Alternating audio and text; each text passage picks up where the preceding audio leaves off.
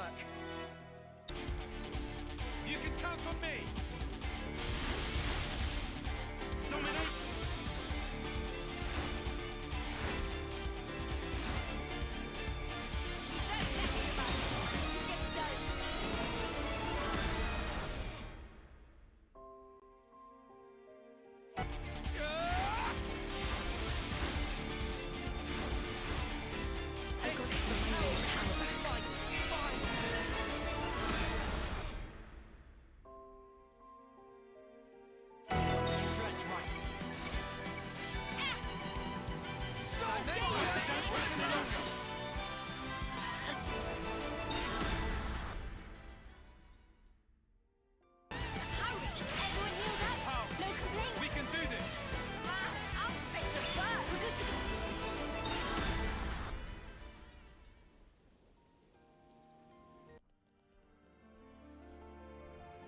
It's time for another good idea, bad idea. A good idea. Walking way out of this cave and not coming back until we are a lot better.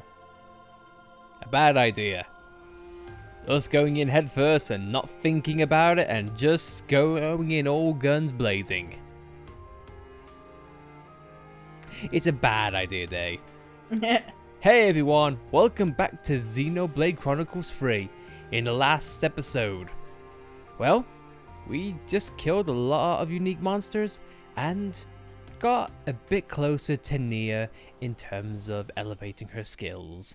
Now, in this episode though, we decided, screw it, let's go all in and let's see how far we've come as players. Yep, we're doing it. We are here in the pits of hell, in which no Ouroboros can ever lurk at all. So, let's go in, see how far we can get, and go in all guns blazing. Because, why not? Who wants to live? It's not like we've spent this entire journey, you know, fighting to live and living to fight. The effects of this cave. Why didn't Zed just put it in the entirety of Origin? How about I just move my base here? It would have been nice. But then again though, the consoles weren't really a big fan. Apparently.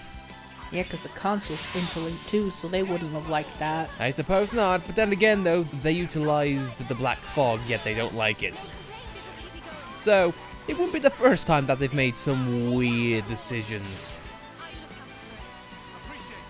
Although, to be fair, I think at this point, I think it's fair to say that this is probably the weakest Xenoblade villain has ever been, per se. Yeah. And you know what?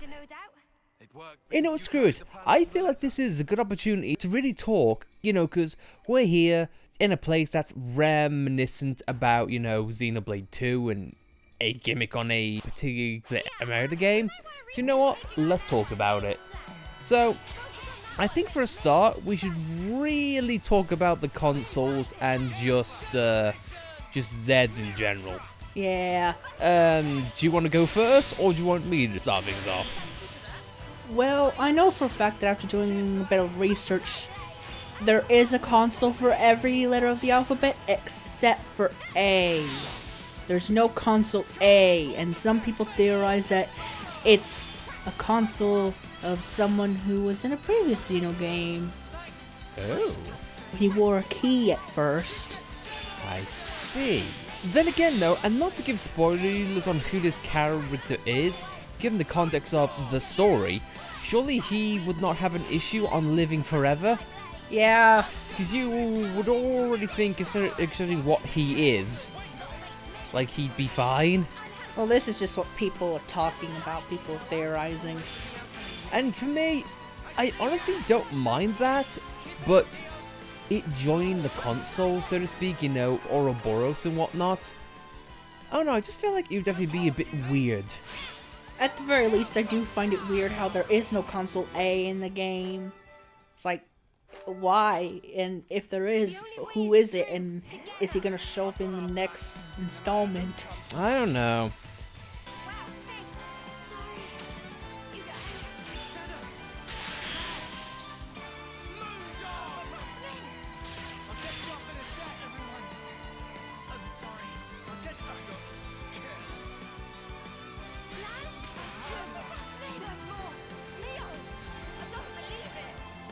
Come on, come on, come on. Pick me up, please. You didn't get me up in time. Nope, wrong one. It's just me. Crap. Oh, wait. I'm not going to make this work. Shoot. Well, no. I was gonna say because Nia's a hero, but she's not gonna get over the threshold. She's not. You know what I can do? I can make myself scarce and get the hell out of here.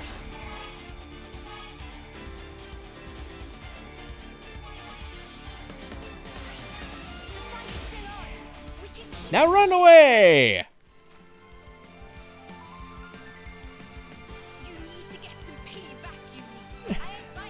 At least while I've got the aggro, at least Nia's getting everyone up.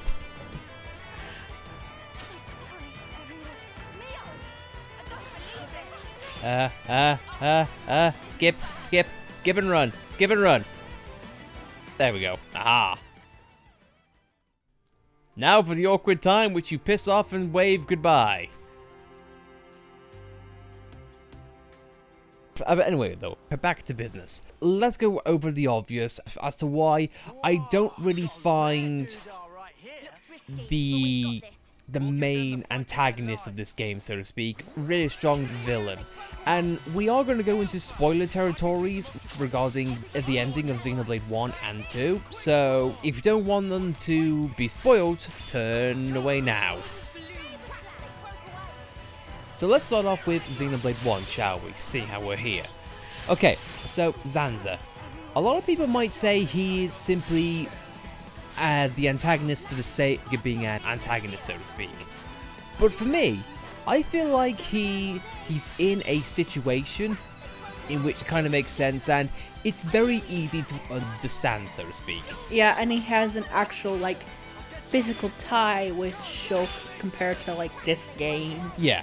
In a nutshell, it is basically saying, I work so hard, you know, to make this experiment work, to create a world, and therefore I don't want to lose it. You know, I don't want it to go up in smoke.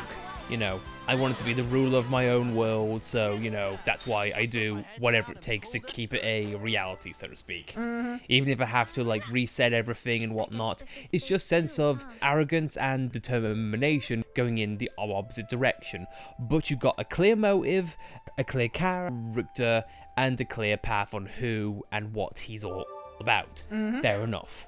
With Jin and Malos and Malphus in terms of Xenoblade 2, it is kind of a little bit more vague, but it is still simple enough to grasp. Yeah, I definitely think Amalthus was, like, the most vague, because the game never really outright stated that Amalthus was what Amalthus was doing with those core crystals. Yeah. But after reading into it, it's like, damn, that's morbid. Yeah, so, in a nutshell, Jin, of course, is what happens to Laura in Tora, and it's a case of, like, when you lose the one important thing to you, what have you got to live for? It's a case of wanting to watch the world burn because of what it did. Fair enough, easy to understand. Malos, it is a metaphor on how a weapon simply existing does not mean that the weapon is bad. It all depends on who uses it, aka Rex to Mithra, and Malphus to Malos, and so on and so forth. And for me, it's a little bit more vague and a little bit metaphorical, but it had physical ties to the world, the story, and also the lore. And seeing how it's a little bit vague, I don't mind that because I do appreciate stories that make you think a little bit, especially on second, third, however more playthroughs you do. Because that's how you are meant to take a really good story. Appreciate it for what it is the first time round, and then more times, you dive into the other details. With Zed, not only is it vague, but the game also does not give you an opportunity, either in the first playthrough, and definitely not its second playthrough, in which you get to see, oh, this is what the character is really all about, you know, I missed that little detail going on. When Zed pretty much says in the story, yes, I'm just simply a metaphor for the feelings of the world. Yeah. It's like, I have no physical reason, I just simply exist because the world deems me to be so. I'm like, I'm not really sure about that. That, and it doesn't really, like, make much of a connection to, like, Future Connected. Yeah, I mean, there are implied connections, but it's really hard. It's just extrapolation, I think. I mean, if anything, it kind of makes people might look at it and feel like, oh no, it's actually an extension of Melia's character, because, you know, she fights so hard for a future, but humanity and whatnot, it doesn't follow her resolve, so to speak. But at the same time, though, that really wasn't Future Connect was all about. If anything, it kind of takes the wind out of the sails, pretty much. Yeah. So, I don't think it works even on that narrative standpoint. For me, Zed literally just screams like, I am a Deus Ex Machina, but in reverse. Yeah. I'm just simply an antagonist because I don't know. And I hate to really make this comparison, but it kind of gives the impression on like what Final Fantasy XIII went through. And if anyone doesn't know, slight spoilers for that game. Basically, in the second and third game, at least I think it's the third game at least, the main character, Lightning, she gets her emotions removed because the gods deem it to be so. Just so she can carry out the task in which she has in that game with, you know, no compromise of emotions and, you know, no conflict, essentially. But the story definitely suffered because the character just didn't resonate because, you know, she had no emotion. But then people connect the dots and saying, oh, so if you just simply replace the word God with Square Enix, it kind of makes a lot of sense because, yeah, we didn't want to make Lightning an interesting character because we just couldn't be arsed. I mean, I'm not to say for a goddamn second that Monolith did not care about making a good character or a good villain. Far from it. It's kind of in that same vein of like, I am a manifestation of the people's desires, aka the story writers. Yeah, I feel like Persona does the psychological enemies a bit better. Because at least then, it went full ball in it. It was a running theme throughout the entire game. Up until this point, in the final moments of Xenoblade 3, we had literally no concept of like what Zed was. And I think what made it muddy the waters even more is the fact that with the case of M and N, I will be honest, even I was struggling to like get a grasp on what Mio and Noah were to those two. Yeah. So, Neo and Noah are actually descendants, but they're the embodiment of NNM's hope, so they're not actually real? Is this a Final Fantasy X kind of thing? Yeah, now that I think about it, it is kind of weird, because, like, in this world, everybody dies, and then they're reborn, but how would Noah and Mio be reborn if their previous selves, NNM, were never killed? Exactly, but it's just a case of, like, oh, you were just embodiments of hope. Like, what? And if that's the case, why did Zed allow him to be manifested? Yeah, I mean, it's just such a weird dynamic, dude, and I don't really like it. I think what hurts it the most is that this is not at all ever been a thing in previous Xenoblade games. It's always been clear-cut villains, this is reality, you know, and whatnot. There's no, like, metaphors, there's no embodiments of hope or anything of that nature. It's just, this is how the world works, this is the enemies, have fun. It's just really weird how just in the... I really don't want to be negative, but I feel like I've got to be completely and utterly brutal here. I think Chapter 7, especially the latter part, it just fell apart. Yeah. I mean, don't get me wrong, and here's gonna be the kicker, and people might dislike me for it, but I'll still say it. When we reach the end of Future Connected, I don't think I've ever had more of a good feel coming out from an ending of the game. Because it was a culmination of Melia's story, pretty much. On how she started in the original and then Future Connected was like a combination of her journey. That was a feel-good moment. Something so valuable here. And I died, so now everything's been reset. Crap. Well, I know what I'm doing. I'm gonna go away from the cave because screw that noise. But, and for me, this is a good example. The reason why I felt so good and so emotional at the end of Future Connect, because it was a good ending for the story as well as the character's journey. For me, with the ending of Xenoblade 3, I thought it was a good story for the characters, but not a good way to end the journey. Yeah. Because for me, I was slightly confused to be like, and we even said this during the credits, we were taken aback saying, and now suddenly the world's not going to come together. In fact, the worlds are now split apart and our main 6 are separated. It's like, wait, what? Yeah, because with the ending, I was expecting, like the previous games, like, because this entire game was built around the fact that, Kevis and Agnes hate each other and they're always at war. What I was expecting was the worlds to be combined, and then we'd have, like, video shot of Nia and Melia shaking hands and uniting the worlds. It's like, Kevis and Agnes queens have shook hands, and then that means Kevis and Agnes can no longer have to fight, and then Ionios can be the place where everyone can live together in harmony. Or maybe there would just be no Kevis and Agnes at all, I don't know. And I feel like for me, the worst part is that through the journey of the game, especially when it talks about Origin and whatnot, the reason why Mobius stopped Origin from doing it because people are worried about what's going to happen in the future. As in, like, is the world going to end? Is it all just going to be over?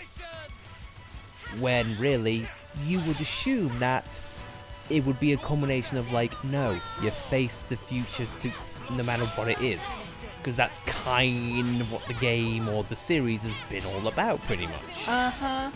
But then just to suddenly say, oh yeah, sure, the worlds are not gonna, the world just gonna go back to how they were, separated, no future really, just like, hey, back to the same old. Kind of takes the wind out of the sail on like embracing a new start, a new world, a new day, pretty much. So, it's a weird thing. Very, very strange. And like I mentioned, it just takes away the fact that the two factions learn to get along.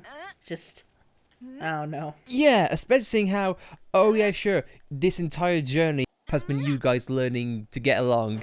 And then the end, oh no wait, it didn't matter. You're going to be separated, so you don't need to remember any of the lessons you've learned. It's like... And also the fact that at the very end, it's implied that the worlds start over again with Noah being young again. So I'm not sure if that means, like, their lifespans remain the same because they were reborn. And if that's the case, Noah hears Mio's flute, and that implies that he remembers her to some extent. But to them being kids, it gives me the impression that they don't remember each other as much as they should. Oh no. And also to the point on the ending, and as heartfelt as it is, and as much as it made me smile, in retrospect, when it cut to like the ending of seeing Melia seeing the Monado and Nia seeing Poppy, the question, and especially with Nia seeing Poppy, for me, it makes me smile, but then when I think about it, I'm just left with questions. Yeah. And an ending to a JRPG, you shouldn't be asking the question of like, why is she here? If that's the case, where's everyone else? Yeah, like, it was her, not Dromar. Yeah, because that's the thing. When you throw a curveball as big as that at the end of the game, you just have to ask, why Poppy? Like, it being Poppy literally makes no difference. It could have been Bridget. It could have been Pandoria. It could have been Wolfric for all the sense it made. Yeah. But if it was Dromark or even like Pyra or Mithra, it's like, okay, that makes sense. Obvious connections to Nia. But Poppy and Nia, at least on the narrative standpoint, had next to nothing. Yeah. At least in terms of Xenoblade 2. So, I'm just left with questions like, why did they do that? It just seems like fan service for the sake of fan service. And here's the thing that really I know is going to rub people the wrong way. I know throughout this entire LP we have said, where's this character? Where's that character? What does it mean? What does it all mean? You know, I want to see this, that, I want to see references and whatnot. Because I know Monolith can do it right. I know because they've proven when it comes to narratives as well as Easter eggs making sense. Like, and I worry that I'm having a bit too high of expectations for like Monolith. I know it might be a case of never meet your heroes, so to speak. But, man, I just have to, it's just one of those times which you have to ask, why was this here? Yeah. It's like, why have the Monado and then not say anything? Why have Poppy appear with Nia and not say anything? Now granted, absolutely granted, if this comes up in the DLC, the extra story that's coming up whenever it gets released, then by all means, I will take my criticisms back and I will say, you know what, that makes sense. But right now, I'm just like, what? And I said before in a previous video, but I'll say it again, this game suffers from way too many antagonists. Yeah. In the kitchen, in which they're not given context, not given development, not given really explanations for their reasons on why they joined Mobius or whatnot. It's just a case of, hey, I'm console B to C to D to E to, and so on and so forth. Yeah, you kind of forget which console did what, which console was tied to who, and everything else. Yeah, because some people could just say, why? The console just wants to live forever. Okay, fine, fair enough. You can have that for one of them, but look how many of the consoles there bloody are, and you're really gonna say, yeah, we just like to live forever. For each of them? With no variation or no personal reason? Yeah, because, like, the more I thought about the Chapter 7 after having beaten the game, the more disappointed I felt. Because I did mention in the videos how I felt it was rushed, but just thinking about how 1 and 2's final chapters were so much stronger. Yeah. And better paced. Yeah, and here's the thing. Because, and again, spoilers, in Xenoblade 2, it was all leading up to the World Tree. All leading up to the World Tree. Yeah, bottom to top of the World Tree, it was such a great journey. Yeah, and when you get to the World Tree, it's like, whoa, this is not like a magical, mystical place. This is a mechanical tree, okay? And then you realize, oh, it's a space station. Oh, Elysium's not a magical place, it's actually an abandoned place. Okay, it's not because the architect is some magical man, it's actually a guy who is a failed scientist, but the good side of the bad side from the original. It was a build-up, but then made you question everything, but it made sense because it gave you a lot of time and a lot of pacing. With the original, it was a journey of twists and turns and not judging things by the cover and knowing things in full context. And plus you get to see the Mechonis field, wait, Mechonis is not actually bad, wait, the people who we thought we could trust, we actually couldn't. You know, there were things that kept on changing and kept you on your toes. With the game, like pretty much straight from the beginning. Oh, Mobius. They're bad dudes. Okay, they're consoles. They're bad dudes within the Mobius. Okay, Zed is the head honcho. Okay, we go to the base. Okay, we beat him. Yeah, I know, just, oh my god. That's it. It's just a typical JRPG, just enemy base infiltration, enemy boss defeat. And people may say, well, what about M and N? Yeah, that's a plot twist. Good JRPGs don't simply rely on the plot twist to be like a good game. Yeah, I think N's fusion with Noah was pretty much the highlight of that chapter. Yeah. And here's the thing, the game, the script, the narrative, even throws a curveball. It even throws like a red herring your way, because when the gang meet Nia for the first time, Noah pretty much says, Nia, must they be our enemy? In which you're thinking, obviously Noah, you know, there must be a reason why that's being said. Maybe there's alluding to like a hidden meaning. Maybe there's a side of Mobius in which we don't quite comprehend. But no, it's like, no, people don't want the world to change. That's it.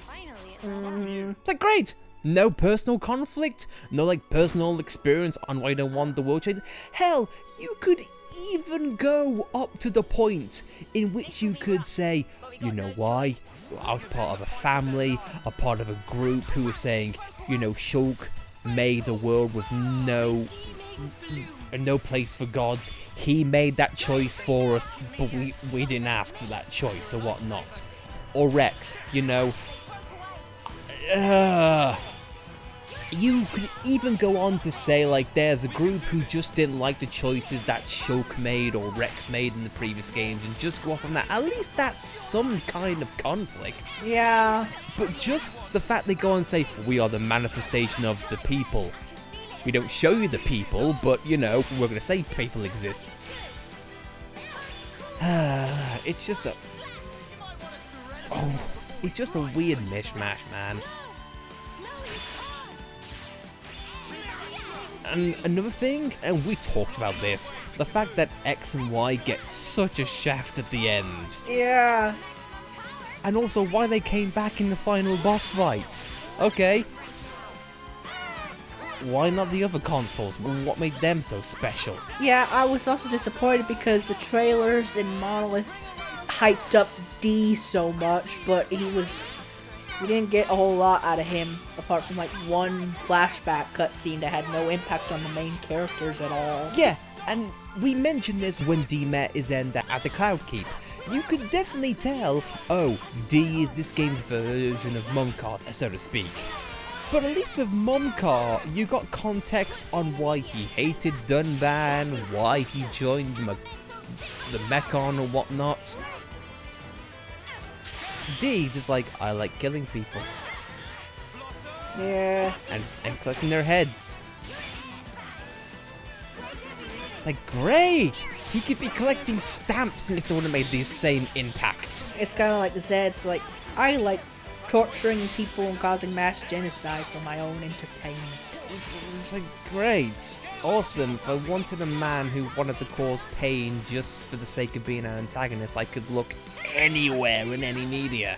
Yeah. Oh no, man. And the fact that D name dropped the Passage of Fate, but it never had any relevance to the story as well. No. You're honestly right there. That is a bit of a crock. Yeah, because when he mentioned it in the trailers, it's like, ooh, is the Passage of Fate gonna be a major thing in this? Like, did it become corrupt or something? It's really hard to say, man. Yeah. But again, though, this point could all be made moot. Because it all depends on what the expansion pass is going to bring. And for me, we've seen it in the past. A Feud Connected, Torna, the Golden Country. They do big stuff when it comes to that. And I can't wait to see it. But until then, guys, I think we're going to end things off here. So, next time on Xenoblade Chronicles 3, and by all means, if you have thoughts, disagreements, or just comments on what we've said in this video, then please, by all means, let us know in the comments. We'd love to hear them. But until then, guys, see you next time, in which we might actually take our lovely Lady Nia and put her up on higher planes, aka level 20.